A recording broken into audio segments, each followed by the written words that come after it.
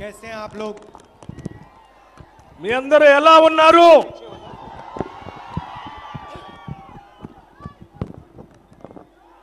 आपके सामने चुनाव हैगा ना? और दोराला तेलंगाना और प्रजाला तेलंगाना के बीच में लड़ाई है। మీ అందరి ముందు ఎన్నికలు ఉన్నాయి. ఇప్పుడు దొరల తెలంగాణకి ప్రజల తెలంగాణకి మధ్య జరుగుతున్నటువంటి పోరాటం ఇది.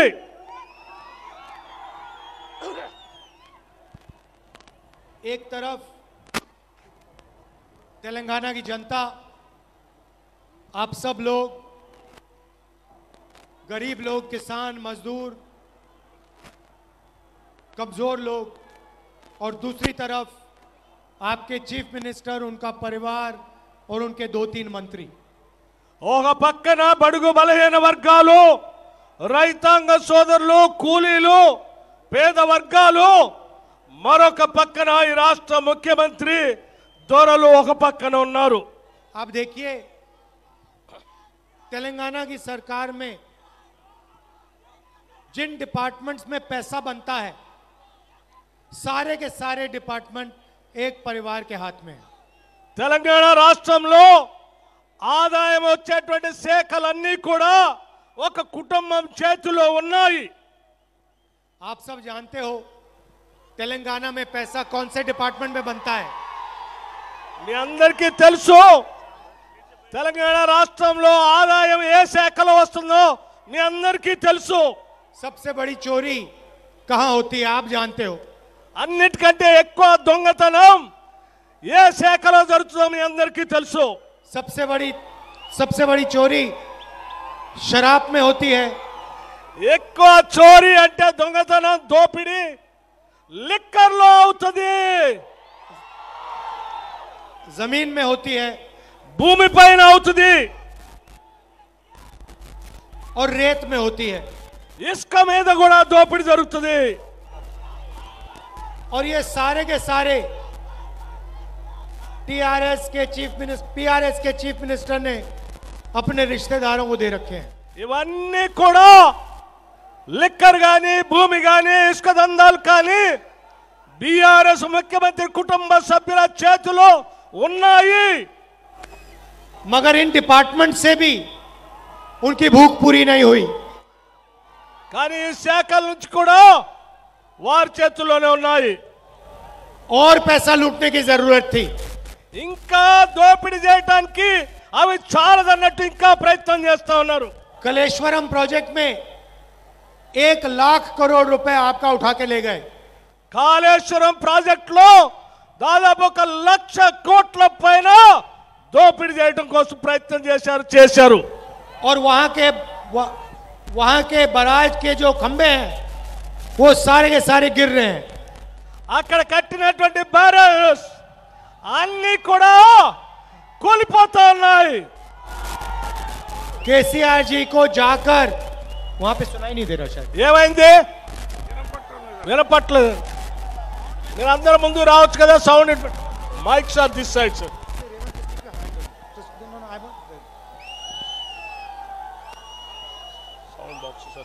वहां पे केसीआर जी को इंस्पेक्शन करना चाहिए। అక్కడ కూలిపోతున్నటువంటి బ్యారేజెస్ దగ్గర ఈ రాష్ట్ర ముఖ్యమంత్రి కేసీఆర్ ఇన్స్పెక్షన్ చేయాల్సినటువంటి అవసరం ఉంది. हालत यह है कि तेलंगाना पे इतना कर्जा है कि 2040 तक सारे के सारे परिवार 31,500 रुपए देंगे। ఇదంతా కూడా 31,500 ब्रदर। యా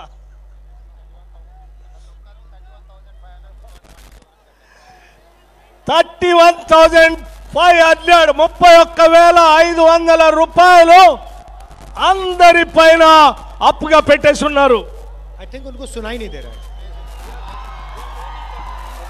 పోలీసులు వాళ్ళందరినీ ట్రానియండి, వదలండి వాళ్ళను, ఈడ వదలండి, అందరినీ ట్రానియండి, వాళ్ళను వదలండి, వదలండి వాళ్ళను, వదలండి, వాళ్ళు ఇటు వస్తారు, వదలండి.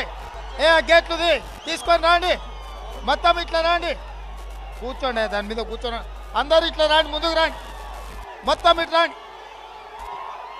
ఇది కూడా తీసుకొని ఇట్లా అండి, ఆ తాళ్ళు తీయండి పోలీసు వాళ్ళు, అది తీయండి, వాళ్ళందరూ రానియండి, ఇట్లా ముందుకు బాండి, మొత్తం అంతా ముందుకు రాండి, అది కూడా తీయండి, ఆ బండి తీయండి, అందరు ముందుకు రండి. तो देखिए ఆ బార్కెట్లు తీయండి, షకిల్ సబ్కు బులావ్, ముందుకు పోండి, ఇట్లా రండి,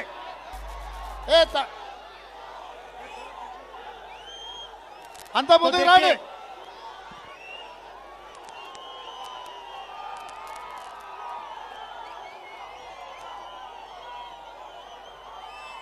I think it's okay.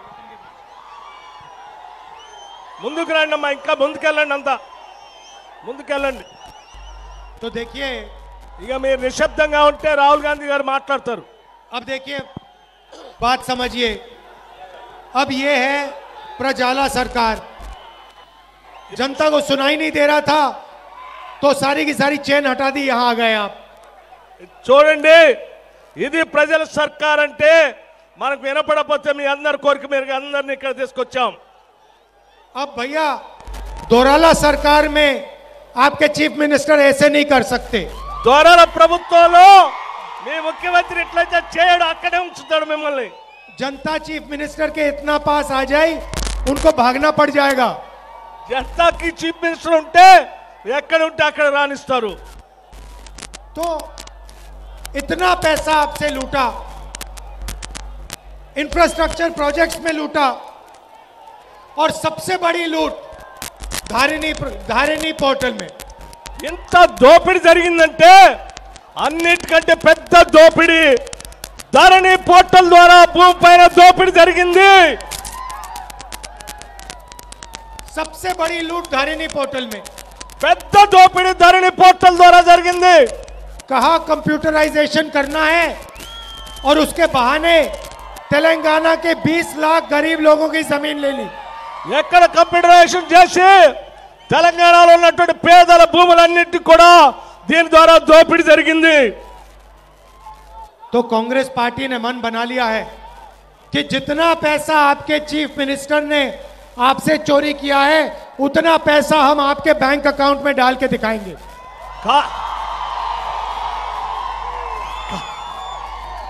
Congress ప్రభుత్వం రాగానే ఈ ముఖ్యమంత్రి మీ జేబుల నుంచి ఎంత దోపిడీ చేశాడో అంత సొమ్ముని మళ్ళీ మీ బ్యాంక్ అకౌంట్ లో వేస్తాము. प्रजाला सरकार आपका पैसा आपको कैसे देगी? ప్రజల సర్కార్ మీ డబ్బులు మీకోసమే ఖర్చు పెడుతుంది. सबसे पहले महालक्ष्मी स्कीम, అన్నిటికంటే ముందుగా మహిళల కోసం పెట్టినటువంటి మహాలక్ష్మి స్కీమ్. जो हमारी महिलाएं हैं वो तेलंगाना के भविष्य की देखभाल करती हैं, हमारे बच्चों की देखभाल करती हैं. మన దగ్గర ఉన్నటువంటి మహిళలు, తెలంగాణలో మహిళలు అందరికంటే తెలంగాణ కోసం, కుటుంబం కోసం, పిల్లల కోసం ఆలోచన చేస్తారు. और गरीब महिलाएं दुगना काम करती हैं. పేద మహిళ చాలా కష్టపడి కూలి చేసి పడతారు. दिन भर मजदूरी करती हैं और अपने बच्चों की देखभाल करती हैं. రోజంతా కూలి చేస్తారు, పిల్లల కోసం పాటుపడతా ఉంటారు. तो सबसे पहला कदम तेलंगाना की हर महिला के बैंक अकाउंट में 2,500 रुपए प्रति महीना. మొట్టమొదటి అడుగు తెలంగాణ మహిళల అకౌంట్ లో 2,500 రూపాయలు వాళ్ళ అకౌంట్ లో వేస్తాము. मोदी जी के सरकार में गैस सिलेंडर 1,000 रुपए का मिलता है. మోదీ గవర్నమెంట్ లో గ్యాస్ సిలిండర్ 1000 రూపాయలు దొరుకుతా ఉంది.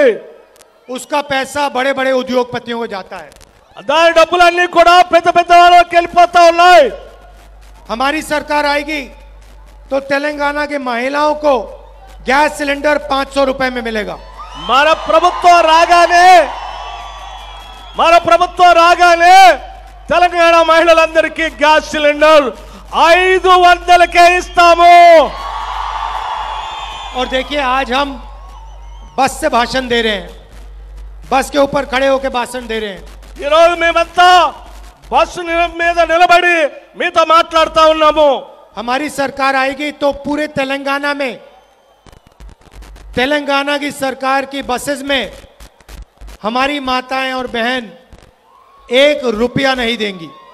మా ప్రభుత్వం రాగానే, కాంగ్రెస్ ప్రభుత్వం రాగానే మన తల్లులు సోదరిమణులకి ఈ బస్సుల్లో 1 రూపాయి కూడా ఇవ్వకుండా ఉచిత ప్రయాణం జరుగుతుంది.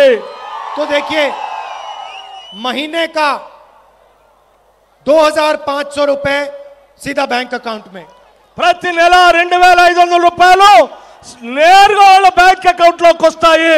500 रुपए गैस सिलेंडर में बचेंगे. 500 రూపాయలు గ్యాస్ సిలిండర్ ద్వారా ఇచ్చేస్తాము 500కి. और महीने के कम से कम 500 या 1000 रुपए बस में बचेंगे. కనీసం తక్కువ 500 నుంచి 1000 రూపాయలు బస్సు ప్రయాణం కింద వాళ్ళకి మేలు జరుగుతుంది. तो महीने की हर महिला को 4000 रुपए की बचत होगी. ప్రతి మహిళకి కనీసం 4000కు తగ్గకుండా ప్రతి మహిళకి మేలు జరుగుతుంది. इंदिरा अम्मा इंड्लू स्कीम में, ఇందిరమ్మ ఇళ్ల పథకంలో जो घर बनवाना चाहते हैं, जिनके पास घर नहीं है, उन्हें 5 लाख रुपए कंस्ट्रक्शन के लिए मिलेगा. ఇందిరమ్మ ఇల్లు కట్టుకోవాలనుకుంటున్నటువంటి వాళ్ళకి, ఇల్లు లేని ప్రతి పేద కుటుంబానికి 5 లక్షల రూపాయలు ఇళ్ళకి ఇస్తాము. और यहाँ हमारी ये जो माता आई है, इनका नाम क्या है? తల్లి, నువ్వు మా ముందు నిలబడ్డ నీ అమ్మ, నీ పేరేంటి? తన పేరు పేరు పేరు రామేశ్వరమ్మ. रामेश्वर अम्मा जैसी तेलंगाना में लाखों महिलाएं हैं जो बुजुर्ग हैं. రామేశ్వరమ్మ లాంటి తల్లులు తెలంగాణ రాష్ట్రంలో కొన్ని లక్షల మంది ఉన్నారు. इन्होंने अपनी पूरी जिंदगी तेलंगाना के लिए दी है. వారి జీవితం మొత్తం తెలంగాణ కోసమే బతికారు. तेलंगाना को बनाने में इन्होंने मेहनत करी है, अपना खून पसीना दिया है. తెలంగాణ నిర్మాణంలో వారి జీవితం అంతా కష్టపడ్డారు. వారి చెమట రక్తం ధారపోశారు తెలంగాణ నిర్మాణంలో. आज इनको 2000 रुपए पेंशन मिलता है. ఈ రోజు కేవలం అటు 2000 రూపాయలు మాత్రమే పెన్షన్ దొరుకుతుంది. महीने का 2000 रुपए, నెలకి 2000 మాత్రమే పెన్షన్ దొరుకుతుంది. सरकार आने के बाद इनको महीने का 4000 रुपए मिलेगा. కాంగ్రెస్ ప్రభుత్వం రాగానే మీలాంటి తల్లుల కోసం 4000 రూపాయలు ప్రతి నెల పెన్షన్ వస్తుంది. और 200 यूनिट हर महीने बिजली के मुफ्त में मिलेंगे. ప్రతి నెల 200 యూనిట్లు కరెంటు ఉచితంగా ఇస్తాము. अब देखिए, एक और नारा चला है, ఇంకొక విధానం నడుస్తా ఉంది. Bye bye KCR. Bye bye KCR. अब बहुत सारे लोग बाय बाय केसीआर कर रहे हैं. చాలా మంది బై బై కేసీఆర్ అంటున్నారు. अब देखिए, చూడండి, बाय बाय केसीआर तो हो जाएगा, బై బై కేసీఆర్ అనేది జరుగుతుంది. मगर जो पैसा केसीआर ने लूटा है, 1 लाख करोड़ रुपए आपके इंफ्रास्ट्रक्चर के प्रोजेक्ट का, धरनी पोर्टल का जो पैसा है, उसका हिसाब भी तो लेना है. బై బై కేసీఆర్ అయితే జరుగుతుంది. కానీ కేసీఆర్ దోపిడీ చేసిన 1,00,000 కోట్ల పైబడిన కాళేశ్వరం ప్రాజెక్టు, అట్లాగే ధరణి మీద జరిగినటువంటి దోపిడీ లెక్కలు తేల్చాలి కదా. उनको ये भी तो समझाना पड़ेगा कि उन्होंने आपके पैसे के साथ क्या किया. ఆయన చెప్పాలి కదా, ఈ డబ్బుతో ఈ లెక్కలు తేల్చాలి, ఏం చేశాడో చెప్పాలి కదా. मैंने आपको अभी तेलंगाना की बात की. ఇప్పుడు నేను తెలంగాణ గురించి చెప్పాను. अब मैं थोड़ा आपको देश के बारे में कहना चाहता हूं. ఇప్పుడు నేను కొద్దిగా ఇప్పటివరకు తెలంగాణ గురించి చెప్పాను. ఇప్పుడు దేశం గురించి కూడా చెప్పాలనుకుంటున్నాను. कुछ महीने पहले मैंने भारत जोड़ो यात्रा शुरू की थी। కొద్ది నెలల క్రితం మీ అందరికీ తెలిసిందే నేను భారత్ జోడో యాత్ర చేశాను। भारत जोड़ो यात्रा का मतलब मैं आपको एक लाइन में समझाना चाहता हूं।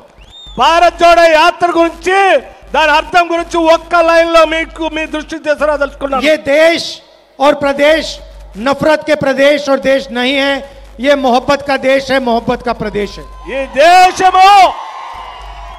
దేశము ఈ రాష్ట్రము విద్వేషాలకు స్థానం ఉన్నటువంటిది కాదు, ప్రేమించేటువంటి దేశము రాష్ట్రం ఇది। नरेंद्र मोदी और आरएसएस पूरे देश में नफरत फैला रहे हैं। నరేంద్ర మోడీ మరి ఆర్ఎస్ఎస్ వాళ్ళు ఈ దేశంలో ద్వేషాన్ని పెంచుతున్నారు। तो हमारी यात्रा में हमारा मैसेज एक लाइन का मैसेज था।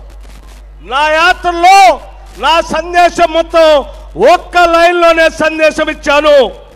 नफरत के बाजार में हम मोहब्बत की दुकान खोलने जा रहे हैं। ద్వేషం ఉండేటువంటి బజార్లో, ద్వేషాన్ని పంచే బజార్లో నేను ప్రేమను పంచేటువంటి దుకాణాన్ని తెరిచాను। अब सवाल उठता है कि बीजेपी नफरत क्यों फैलाती है। సవాల్ ఏంటంటే అసలు బీజేపీ ద్వేషాన్ని ఎందుకు పెంచుతుంది?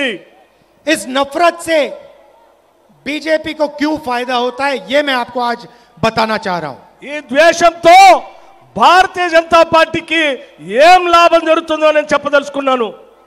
भाइयों और बहनों, यहां पे बहुत सारे पिछड़े समाज के लोग खड़े हैं। సోదర సోదరి మల్లారా, ఇక్కడ నిలబడి ఉన్నటువంటి వాళ్ళంతా కూడా అనేక సంవత్సరాల సమాజం నుంచి ఉన్నటువంటి వాళ్ళు మీరు, जिसको हम ओबीसी कहते हैं। వెనకబడినటువంటి వర్గాలకు సంబంధించినటువంటి వాళ్ళు ఉన్నారు, వాళ్ళని ఓబీసీలు అంటారు।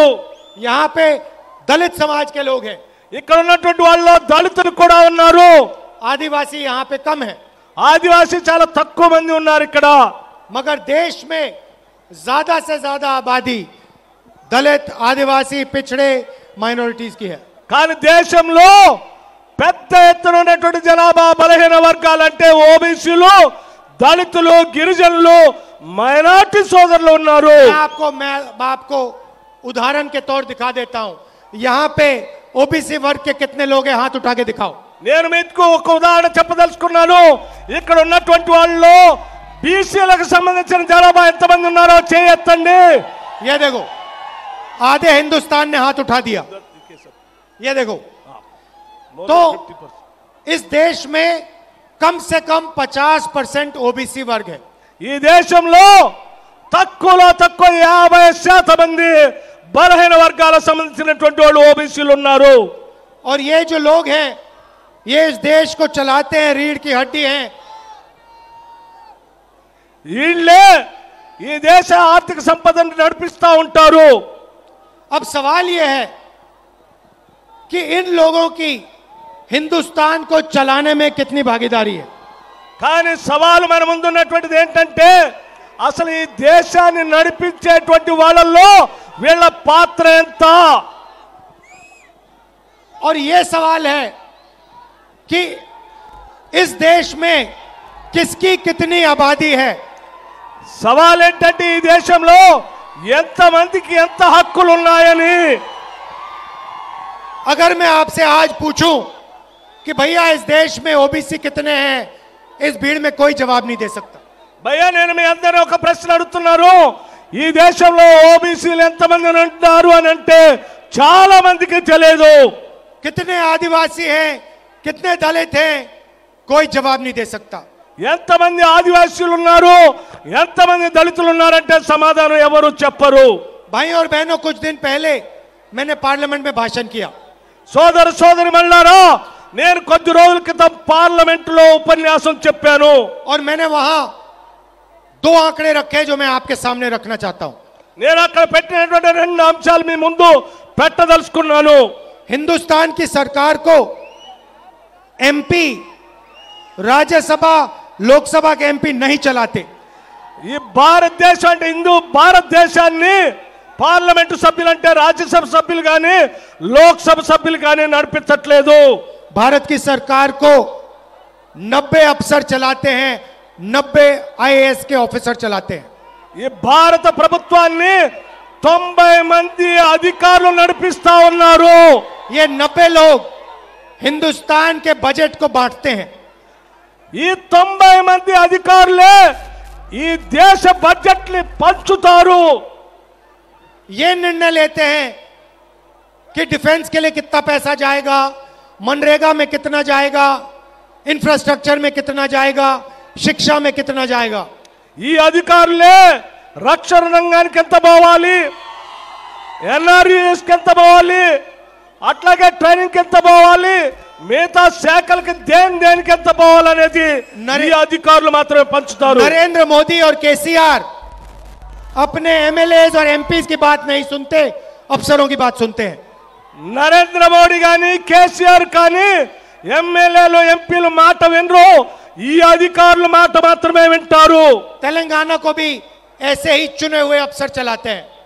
తెలంగాణ రాష్ట్రంలో కూడా ఇలా సెలెక్ట్ చేసుకున్నటువంటి కొద్ది మంది అధికారులు మాత్రమే నడుపుతా ఉంటారు। तो भाई और बहनों, सवाल उठता है कि इन अफसरों में से 90 अफसरों में से जो हिंदुस्तान को चलाते हैं, इसमें से ओबीसी कितने, दलित कितने, ये आदिवासी कितने। సోదర సోదరి మళ్ళారా, ఈ దేశాన్ని నడిపే 90 మంది అధికారుల్లో ఎంతమంది ఓబీసీలు ఉన్నారు, ఎంతమంది దళితులు ఉన్నారు, ఎంతమంది గిరిజనులు ఉన్నారని నేను అడిగాను। सवाल ये है, क्या इस देश को चलाने में दलितों, आदिवासियों, पिछड़ों और माइनॉरिटीज की भागीदारी है, हाँ या ना? यह सवाल है।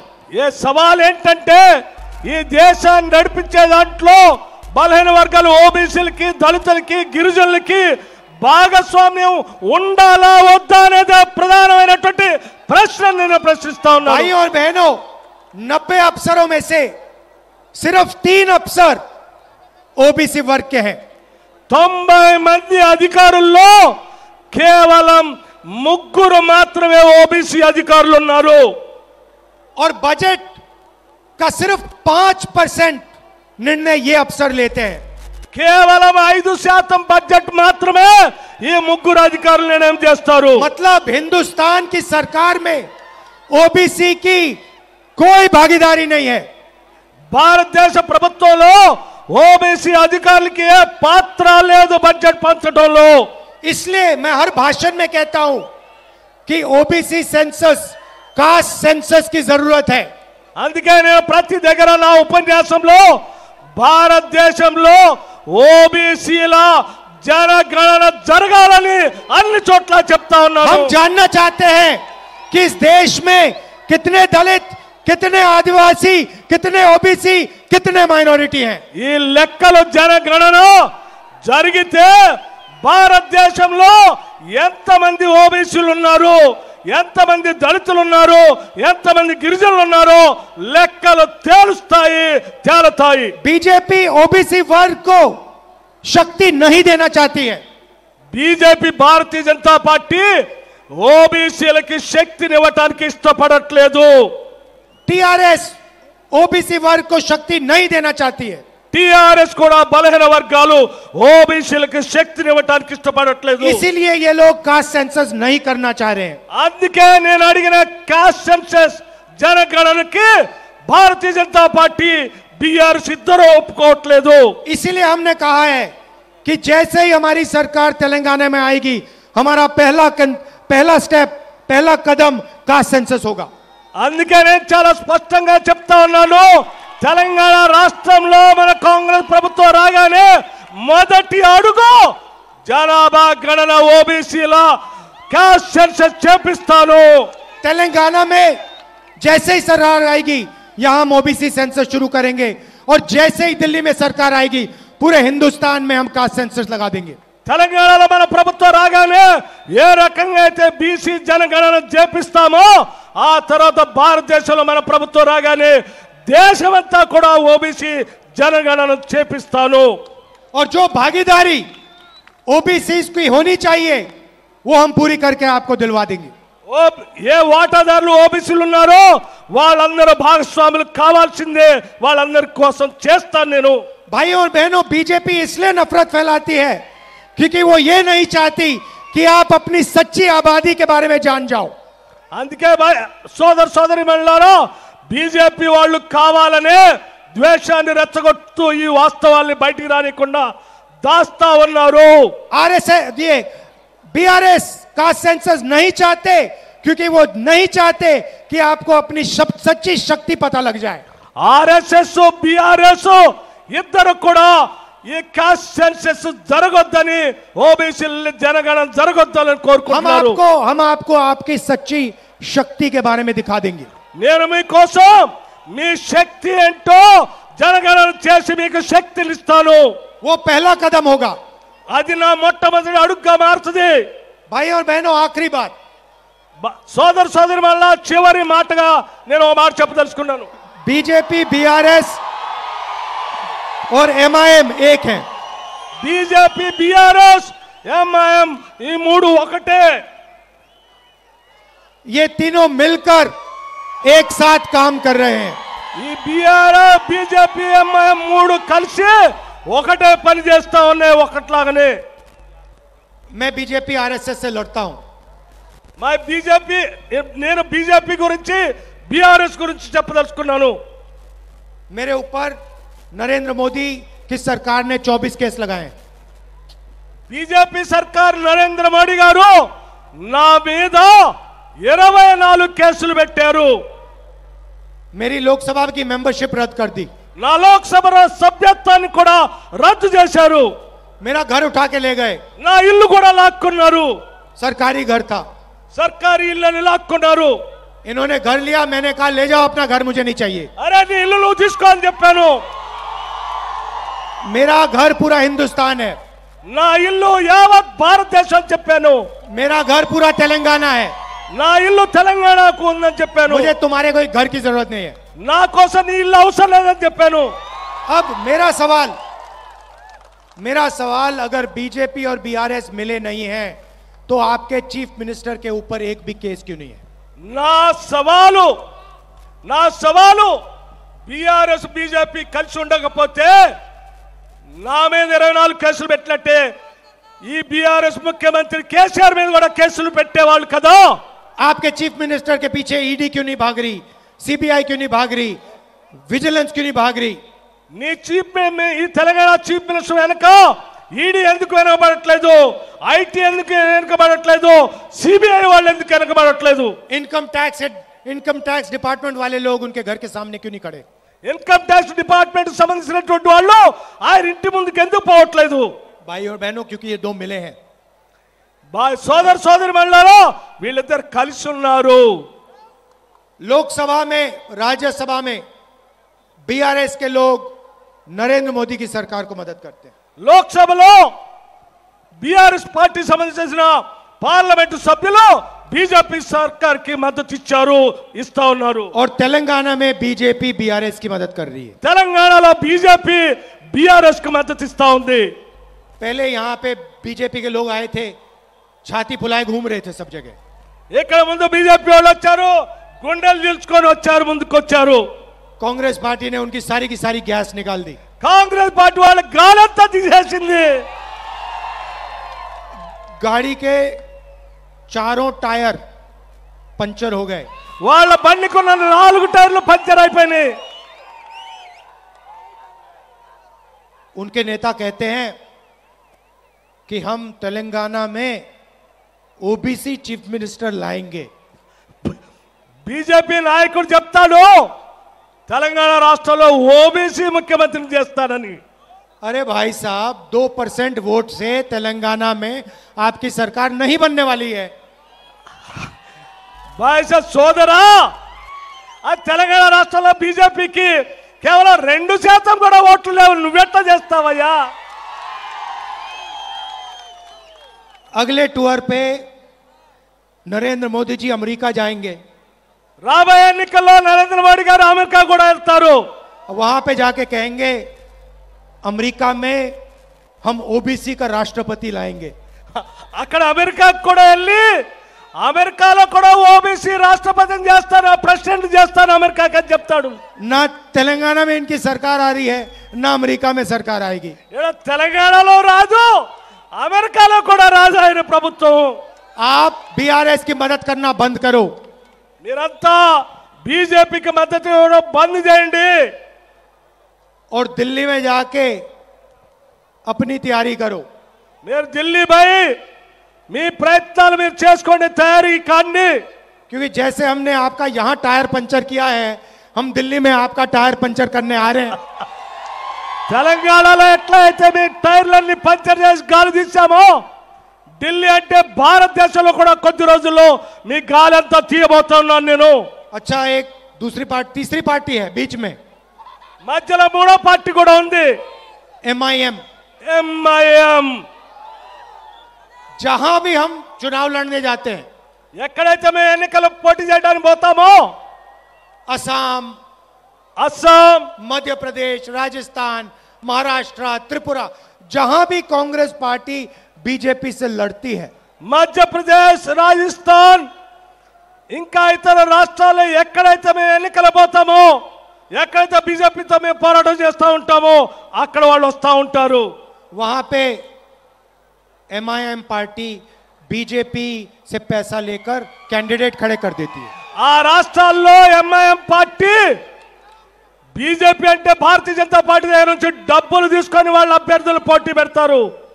आप देखिए, इनका एक वोट नहीं है, असम में इनका कुछ लेना देना नहीं है, मगर जहां भी बीजेपी चाहती है वहां पे MIM के लोग सलूट मार के कैंडिडेट बैठा देते हैं. ఇది చూడండి, అస్సాం లాంటి రాష్ట్రంలో వీళ్ళకు ఒక్క ఓటు కూడా లేదు. కానీ ఎక్కడైతే బీజేపీ కోరుకుంటుందో అక్కడ వెంటనే వీళ్ళు బీజేపీకి సల్యూట్ కొట్టి అక్కడ వీళ్ళు కావాలని వాళ్ళ అభ్యర్థులు పెడతారు. मैं MIM के नेताओं से पूछना चाहता हूं, असम में टिकट, असम में कैंडिडेट बैठा उतारने के लिए आपको पैसा कहां से आता है? అస్సాంలో నేను ఎంఐఎం ఒక ప్రశ్న అడగదలుచుకున్నాను. महाराष्ट्र में कैंडिडेट उतारने के लिए आपका पैसा कहां से आता है? అస్సాంలో, మహారాష్ట్రలో మీరు అభ్యర్థులు పెట్టడానికి డబ్బులు ఎక్కడి నుంచి వస్తా ఉన్నాయి మీకు అని అడుగుతా ఉన్నాను. मैं आपको बताता हूं, बीजेपी से आता है. నేను మీ అందరికి చెప్తా ఉన్నాను, అది బీజేపీ నుంచి వస్తున్న డబ్బు. इसीलिए तीनों एक साथ खड़े हुए हैं. అందుకే నేను చాలా స్పష్టంగా చెప్తా ఉన్నాను, ఈ ముగ్గురు కలిసే ఉన్నారు. हमें पूरे देश में मोहब्बत की दुकान खोलनी है. మేము ఈ దేశం మొత్తంలో కూడా ప్రేమను పంచే దుకాణాన్ని తెరుచుకొని ప్రేమ కోసం నేనున్నాను. पहले हम यहां तेलंगाना में प्रजाला सरकार लाएंगे. మొట్టమొదటిగా తెలంగాణ రాష్ట్రంలో ప్రజల ప్రభుత్వాన్ని, పీపుల్స్ గవర్నమెంట్ తీసుకొని వద్దాం. और फिर दिल्ली में बीजेपी और नरेंद्र मोदी को वहां से हटाएंगे. అక్కడ ఢిల్లీలో బీజేపీ నరేంద్ర మోడీ, బీజేపీ ప్రభుత్వం నరేంద్ర మోడీని తొలగించేద్దాం. आप सब दूर दूर से आए, शाम का समय है, इसके लिए दिल से बहुत बहुत धन्यवाद. మీరంతా చాలా దూర ప్రాంతాల నుంచి వచ్చారు, మీరంతా చాలా దూర ప్రాంతాల నుంచి వచ్చారు. నా హృదయపూర్వకంగా మీ అందరికీ ధన్యవాదాలు తెలియజేస్తా ఉన్నాను. నా దిల్ కోల్కే మీకు ధన్యవాదాలు తెలియజేస్తా ఉన్నాను. हमारे कैंडिडेट्स का 1 मिनट में परिचय कर देता हूं. అనిరుద్ధ్ రెడ్డి జడ్చర్ల శాసనసభ స్థానం నుంచి కాంగ్రెస్ పార్టీ అభ్యర్థిగా పోటీ చేస్తా ఉన్నాడు. नमस्कार. మధుసూదన్ రెడ్డి గారు దేవరకద్ర శాసనసభ స్థానం నుంచి కాంగ్రెస్ పార్టీ అభ్యర్థిగా పోటీ చేస్తా ఉన్నాడు. आप सबका दिल से बहुत बहुत धन्यवाद. नमस्कार. నా హృదయపూర్వకమైనటువంటి ధన్యవాదాలు మీకు. మరొక్కసారి నా ధన్యవాదాలు.